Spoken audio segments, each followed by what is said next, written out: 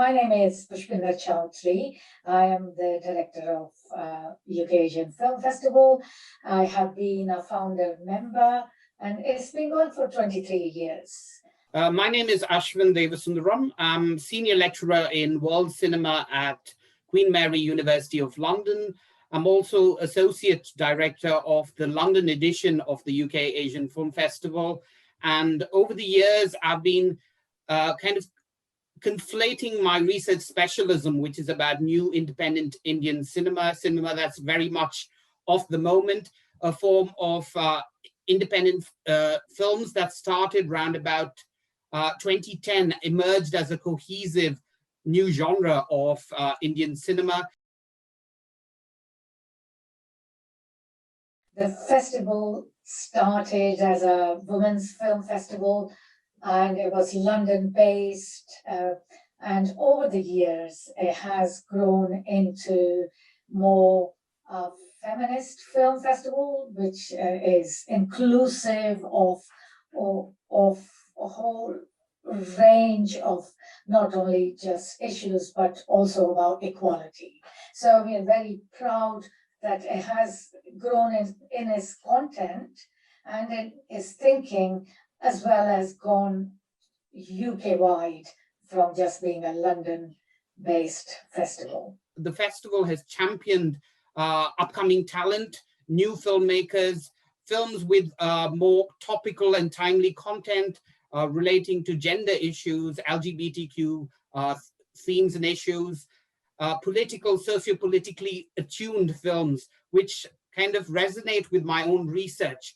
So that brought me essentially to the festival to contribute to the curational aspects of programming, but also new and dynamic approaches in relation to bringing in young people, promising young curators of the future. So we've established a Young Curators Lab, which aims to nurture the future of film curation, and we run workshops every year as part of the UK Asian Film Festival. So there's real kind of diversity, a plethora of different dimensions to the festival, in addition to screening films. All throughout the year, we were screening our festival films. The films were screened online. We contacted the filmmakers to do Q&A. And the reason was we were keeping our audience engaged while pandemic was going on. So when it came round to doing a festival, usually we have our festival in March. So March 2021 was still under lockdown. So we shifted it to May when we thought it will ease a little.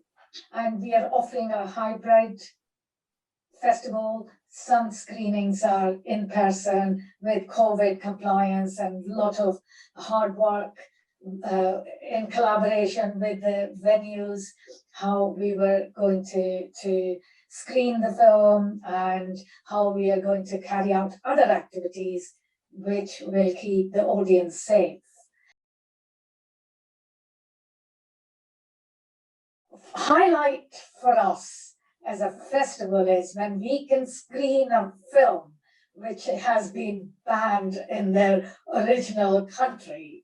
And we are doing a premiere, either UK premiere for it or European premiere for it. So these kind of things where we can pick up gems going along when we are curating that these films come on our way.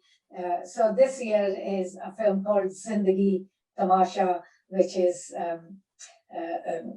banned in Pakistan, an independent film, which is an amazing must-have film for any festival.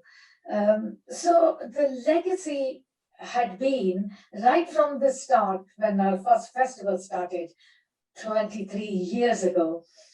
We had a film called Fire, and we were screening it here in London in the main cinemas while they were burning the cinemas in Delhi and Bombay and all over India. So these kind of moments are important for us. But having honored Bhanu Athiya for she was the first Asian woman to get Oscar for film Gandhi for her costume design was people didn't even know who she was, and there was kind of Asian women pushing the boundaries. I think I concur with the idea of providing a platform for films that have a more kind of left of field, unconventional ethos, films that are radical to the point of being denied a certificate of release in their countries of origin. And Pushpinder has cited Fire, which is a hugely influential Indian film about a lesbian relationship. And when it was released, there were kind of mob vigilantes going out on the rampage and destroying, vandalizing cinemas, screening the film.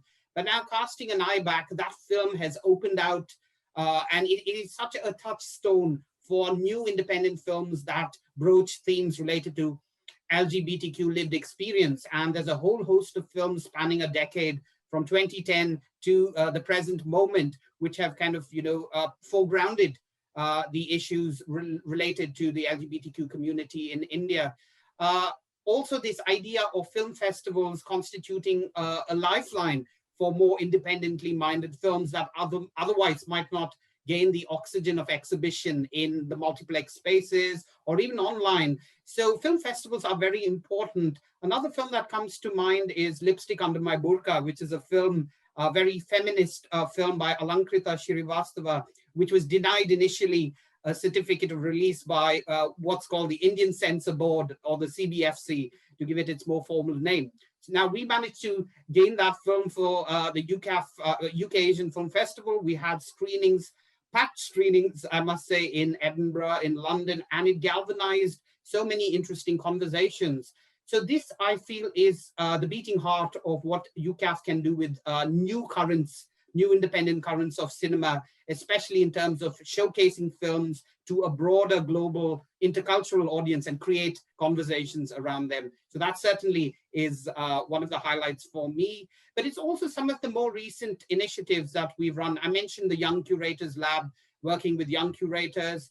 This year, we have a set of digital film commissions to commemorate what is quite a momentous year. It's the birth centenary of the Indian filmmaking icon Satyajit Ray. So the theme of this festival is Ray of Hope, which is also quite timely in relation to the long year that has ensued, and we are now kind of slowly emerging from the pandemic. So a lot of the films that we've curated this time resonate with the idea of a ray of hope. So this is quite a special installment of the festival on that front. We're also running an international conference this year, which is called Curation in the Time of COVID, South Asian Film Festivals International Conference.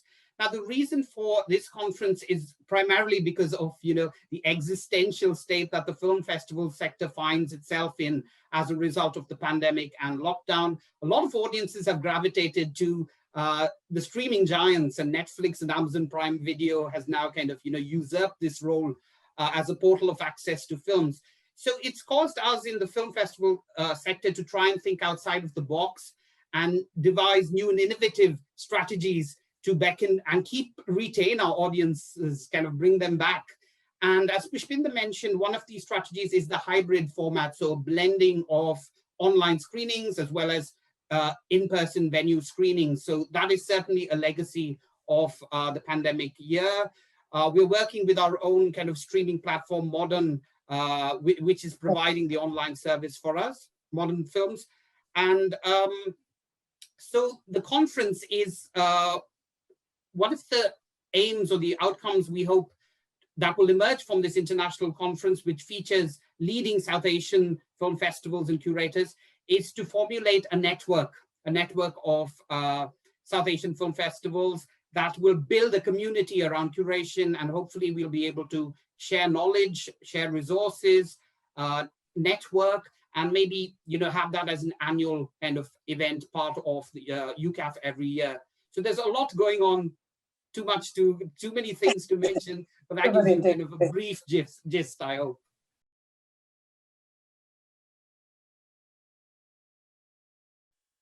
returning to the the blanket term that is Asian, I completely agree that it can often be quite ambiguous, quite woolly, and quite reductive in the sense of what is actually Asian. So I think it's important for us to try through cinema and culture to unpack the nuances of and the cultural specificities of what it means to, you know, have distinct, maybe overlapping in some cases, but very distinct identities, forms of culture and what have you. So that is exactly the case with South Asian kind of geographical awareness as well. So we try our best not to be too India-centric, because invariably South Asia has collapsed into India, which is hugely problematic. So we do try to kind of, you know, include and engage with a broad spectrum of films and events that link to Pakistan, Bangladesh, Sri Lanka, Nepal, the wider region, and look at some of these connections as well as some of the specificities.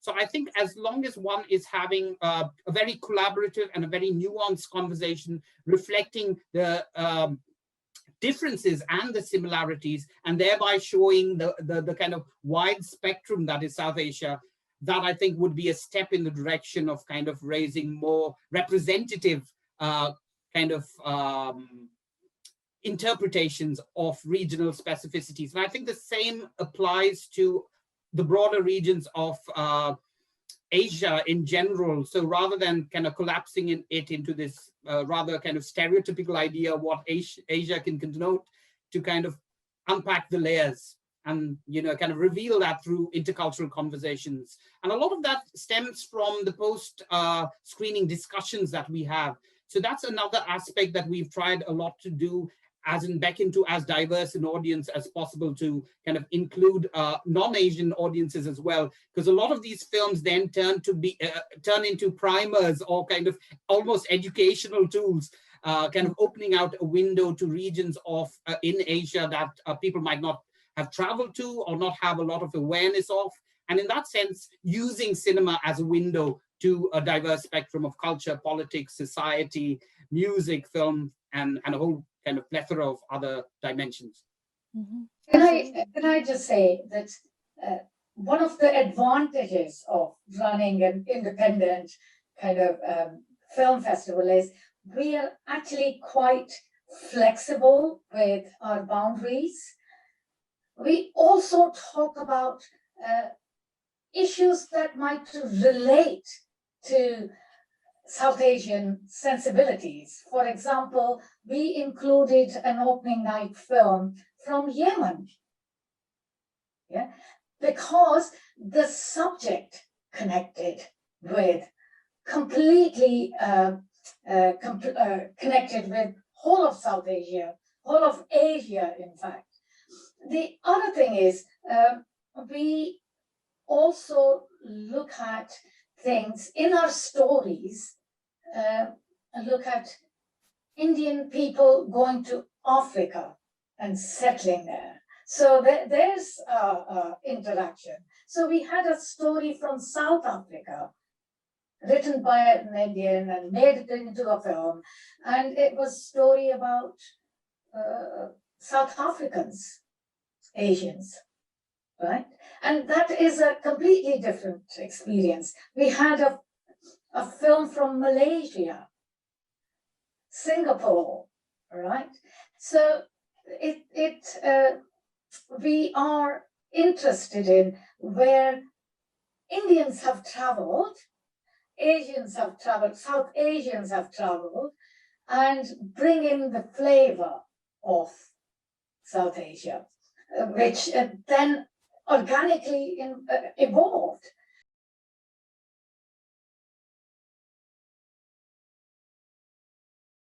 I think what holds us back is all that I've said had gone before. That we are careful, we are mindful, we are inclusive. If we, and that means our progress, that means getting resources is limited for us. But we are hopeful that there is enough support, and our reach out there is especially when we do innovative things like the conference and this networking of individual filmmakers. That's where our strength is, in the film, and the next generation is our strength, where new storytellers who are grounded, their roots are grounded, but their stories have wings to fly. That's our motto. So, okay, so we have challenges because of who we are. Yes, I think the diversity is innate in the new wave currents of cinema that you're seeing emerge from India, but also from Pakistan, Sri Lanka. Films like Zindagi Tamasha, which is a film that has been banned in Pakistan, is pushing boundaries, as have several new independent Indian films pushing the boundaries of thought, of debate, very timely, very topical themes and issues, and broaching a diverse spectrum of storylines and confronting and challenging, repressive and authoritarian systems. So for me, it's very heartening to see the burgeoning rise of these new waves of film across South Asia, not just in India. Secondly, I think organizations and creative industries, institutions are waking up to the reality of walking the talk of diversity rather than using it as a buzzword and tokenizing it. Therefore, I think several, even in the academy, we are now talking about things like decolonization and how to actually concretize or make it real rather than just having this as a kind of buzzword. But the BFI, I think it's doing some good work in relation to implementing strategies linked to diversity and inclusivity. We're seeing a lot of research in that direction as well. But ironically, Netflix, if you look at the casting in a lot of Netflix series and films, it is very diverse. So I think online big streaming platforms have taken on board some of these key questions relating to inclusivity and diversity, and also presenting a very international platform. So you can now watch films from kind of esoteric regions of the world. So I think it is in the public consciousness, it's in the social consciousness, but it just needs to be kind of reiterated and reinvoked in films, which is already happening. But I see this as a positive sign, a synthesis of the film festival sector, streaming platforms, everyone kind of coming together to present more avenues to open out these windows I talk about into kind of bringing to the consciousness of people the realities of the world we live in, about multiplicities of identities, different cultural and social and political contexts. So I think the more and more we engage with diverse films from across the world, the more and more we see casting across ethnicities, more collaborative and more inclusive practices of curation, of filmmaking. I think things are going to move more positively in the direction of, as I say, walking the talk of diversity.